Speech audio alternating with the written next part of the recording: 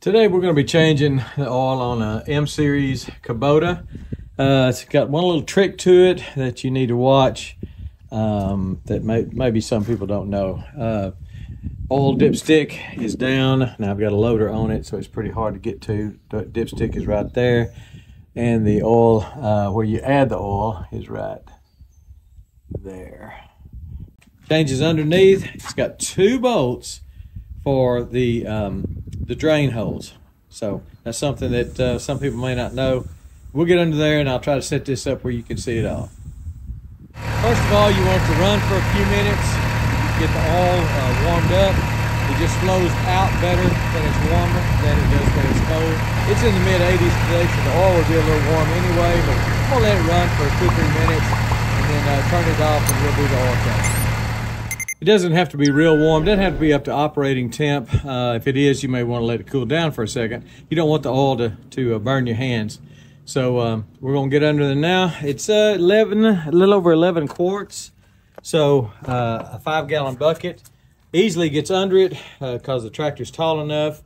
And the 5-gallon bucket is plenty for draining the oil. 1 5-gallon bucket.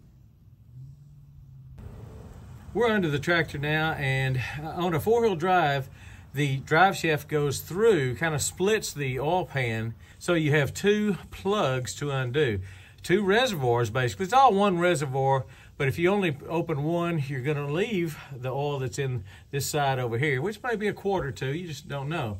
So undo both plugs and drain your oil.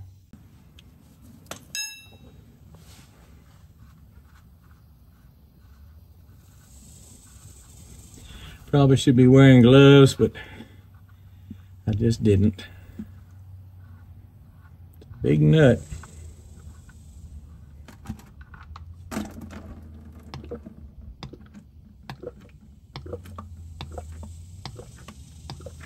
While it's draining, I'm going to open the oil fill cap. That'll make it drain easier.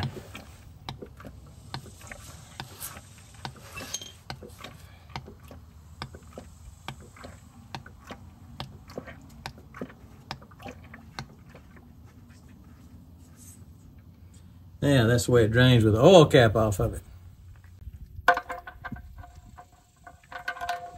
I'll take the other one loose because the bucket seems to fit under both of them. We'll have nearly a full bucket.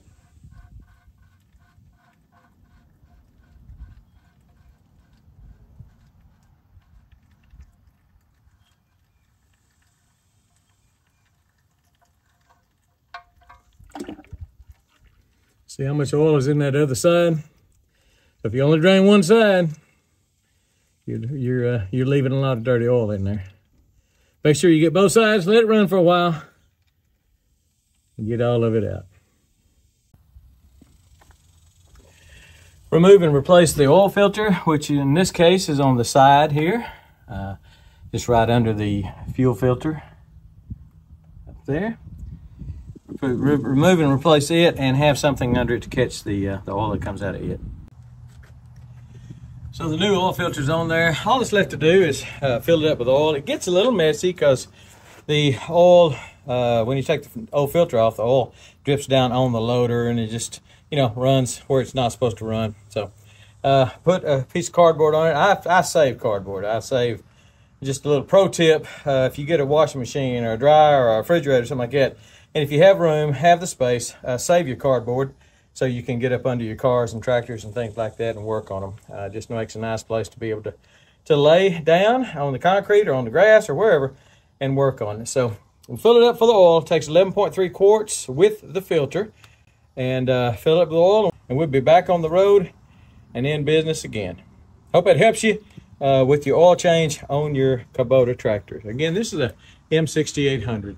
And it's probably about the same for any of the M-Series tractors, and maybe for a lot of the tractors, especially the ones that have 4-wheel drive and have that drive shaft going down through the middle of the oil pan. Because it may be a design that they do on a lot of the 4-wheel drive tractors, not just the M-Series. Hope that helps you in your next oil change, and we're gone.